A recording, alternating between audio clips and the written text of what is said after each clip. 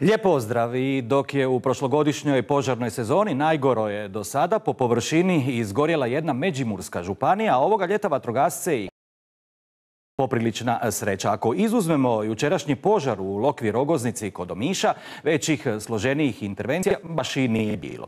Uz želju da tako i ostane, pozdravljam glavnog vatrogasnog zapovjednika Republike Hrvatske, Slavka Tucakovića.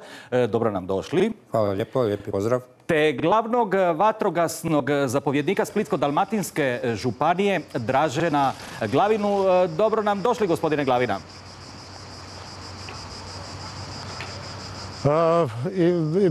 Dobro vas našao i pozdrav svim vašim gledateljima. Hvala za početak. Evo, gospodine Tucakoviću, prošle godine na priobalju izgorjelo oko 86.000 hektara, što je otprilike 50% više u odnosu na protekle godine. Kako to tumačite zapravo? Kako tumačite da smo ovoga ljeta pošteđeni velikih požara? Je li tu riječ o sreći ili možda o nečemu drugome? Pa nećemo o sreći, jer baš tu nećemo o sreći, već možemo razgovarati. Znači, prošle godine je bila vrlo ekstremna sa visokim temperaturama, dugim sušnim razdobljem, kiše nije po 2-3 mjeseca, bilo na određenim područjima. Ove godine imamo kiše, ima gotovo svakodnevno, bilo su malo kiša je dolazila, puno je vlage bilo i znači nije došlo do širenja požara. Međutim, poduzete su i određene mjere. Kako se sjetimo, prošle godine u ovo vrijeme 63.000 hektara je izgorilo. Ove godine imamo 1.350 hektara izgorjele površine. Znači velika je razlika. Međutim, ove godine i nakon one teške sezone odrađene su određene radionice, napravljene su naučene lekcije koje smo se pridržavali, proveli smo neke stvari. Međutim, treba ovdje naglasiti i znači sve one koji su u sustavu proveli od Ministarstva unutarnjih poslova, Ministarstva obrane, jedinice lokalnih samouprava, gradonačelnika, načelnika, župana, zaista svi oni koji su provodili program Vlade Republike Hrvatske i zaista dali su mjere, ali i vatrogasnih zapovjednika, županijskih, svi onih struktura u vatrogastvu koji su proveli određene i preventivne mjere, ali i uvođenje i novih sustava u sustav vatrogastva. Kažete, na temelju prošlogodišnjih iskustava naučene su neke nove lekcije. Koja je to glavna lekcija naučena? Što je bio najveći problem do prošle godine kod nas u vatrogastvu? U vatrogastvu, znači možemo govoriti o vatrogastvu po svim linijama, međutim, što se tiče same komunikacije, razmjene informacija, napravljeno je operativno vatrogasno dežurstvo koje je zaista suvremeno i se možemo čak pohvaliti. Evo, neki dan je bila grupa Njemaca koja je pogledala, bili su oduševljeni zaista i upravo od samih lekcija svih tih vidjeli smo da je potrebno i program Vlade puno ranije donijeti, aktivirati mnoge subjekte koji ga provode, ali i provesti određene akcije, više inspekcijskih nadzora. Samo prilike radi preko 100 dokumenata do 6. mjeseca došlo izvješća sa terena za razliku od prošle godine. Dakle, puno se toga pokrenulo u svim smjerovima i zaista svi su dali jedan veliki doprinos, ali ja mogu reći da su nam bitni i građani, i vatrogasci, svi oni koji su na terenu, koji rade i zaista tu je napravljen jedan veliki pomak. Idemo sada malo do Splita. Naime, gospodine Glavina, jučer su se naše vatrogasne snage borile s najvećim ovogodišnjim požarom i to kod Omiša u Lokvi Rogoznici. Je li možda već danas prerano govoriti o uzrocima tog požara? Što govori vaše dugogodišnje vatrogasno iskustvo? Pazite, što se tiče uzroka požara u Lokvi Rogoznici, na tojim mjestima mi imamo skoro svake godine iste vrste požara. Od uzroku požara ne možemo govoriti jer ekipe za uviđaj su na terenu i znaćemo ovih dana koji je glavni uzrok požara na samome Ivašnjaku u Lokvi Rogoznici. Gospodine Glavina, nažalost, osim, ako se ne varam, 100-tinjak hektara izgorenog zelenila, ostali ste i bez 2 vatrogasna vozila, 2 cisterne. Kako je moglo doći do toga? Pazite, taj požar je bio tako rekuć zaokružen i nakon jake tremuntane koja je tog momenta zapuhala, vatra je podigla se i zaokružila vatrogasna vozila. Tako da vatrogascima nije bilo ništa drugo nego da spašavaju samog sebe. Vozila su izgorila. Evo, uz naš zahtjev prema premijeru i potpredsjedniku Vlade u večerašnjim satima stiće 2 vozila iz robnih zaliha koja će biti zamjenska DVD u Omišu za ovu turističku sezonu. Vozila su bila novijeg datuma, ako se ne varam. Kolika je zapravo materijalna šteta? Pazite, jedno vozilo je novijeg datuma, starosti 10 godina, jedno je malo više. godina negdje oko 25-30 i materijalna šteta na ta dva vozila kreće se iznad milijun i pol kuna, do 2 milijuna kuna. Čujemo sada kako su taj nemili događaj doživjeli vatrogasci koji se bez vatrogasnih cisterni teško mogu boriti s vatrenom stihijom. Neki smo u tome poslu već 20 godina, tako da osjećaj nije nešto. Najgori mi osjećaj meni ko meni šta ako vozaču da mi se desilo da je kamion izgorio što mi nije drago, ali ovo su ostalo, glave su na ramenima. A osjećaj, pazite, šta da vam kažem, malo adrenalinski, naš gura vas, vatra dolazi, ali pokušavate sve da kolege do vas budu spašeni, da ste vi spašeni, a drugo što se desi, ovaj put nismo spasili kamione, ali zato su svi životi i svoje glave na ramenima, tako što se toga tiče, tu smo zadovoljni.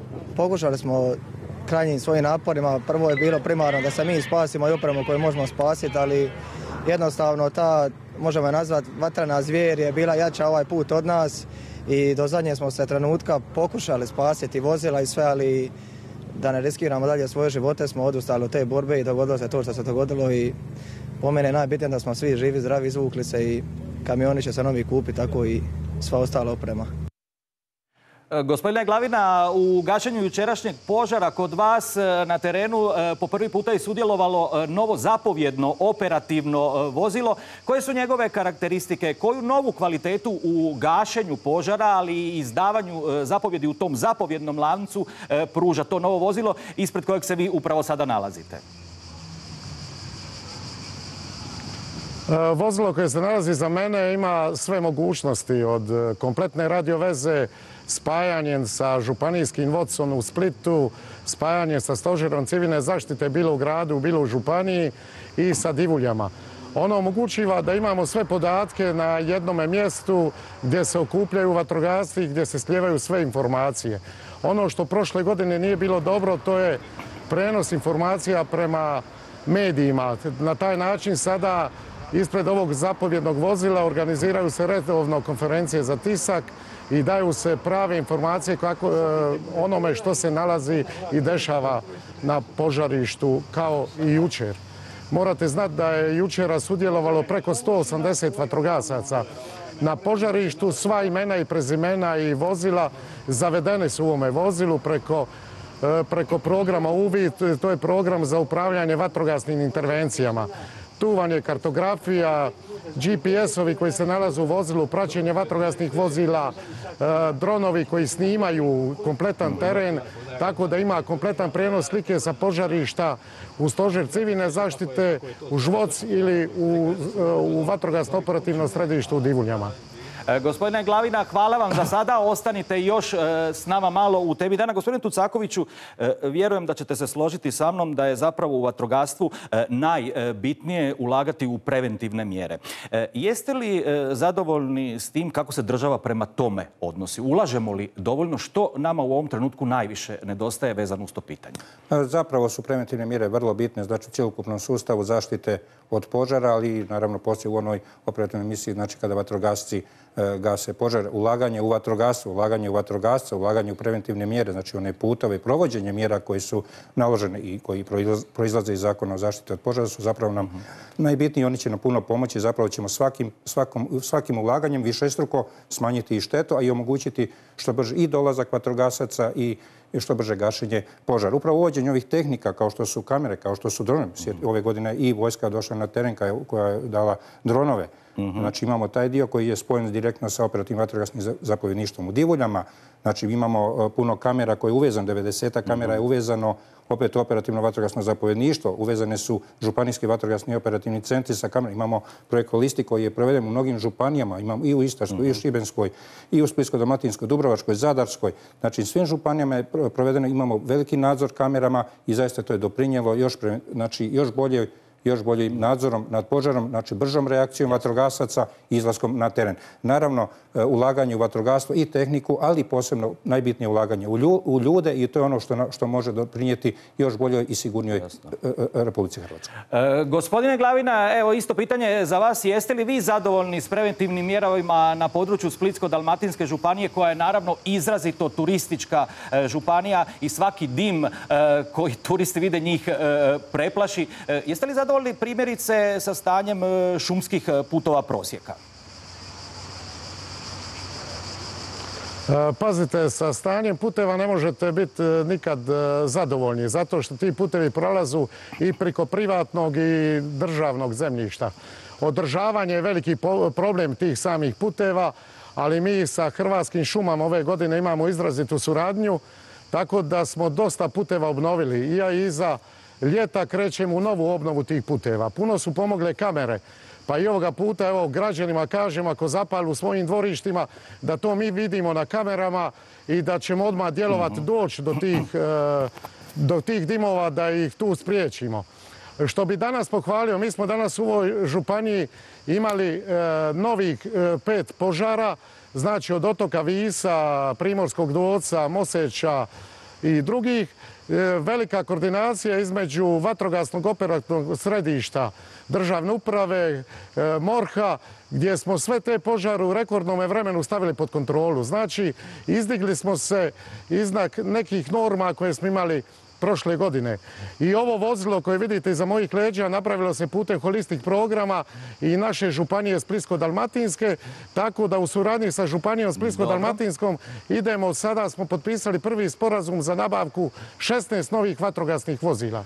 Odlično. Gospodine Glavina, hvala vam puno na uključenju u večerašnju temu dana i naravno želim vam što manje posla na terenu, također i vama što manje posla na svim terenima diljem Priobalja. Evo, došli smo nažalost do kraja emisije. Ali evo, dozvolite ipak da pozdravimo sve naše vatrogasce koji su na terenu. Ja to moram napraviti, pozdravim kolegu Glavinu i zaista sve zapovjednike koji vode ove požare i želim vam svima sreće i zamolio bi sve građane, znači da što više budu na oprezu, da ne pale vatru, posebno kad je vjetar. Ajmo svi doprinijeti da ova sezona, jer mi ćemo zajedno, i vojska, i policija, i svi ćemo zajedno učiniti Hrvatsku. Svemu tome se i ja pridružujem. Hvala vam što ste bili gost večerašnje teme dana. Poštovani gledatelji, vama hvala na pozornosti. Lijep pozdrav, do sutra.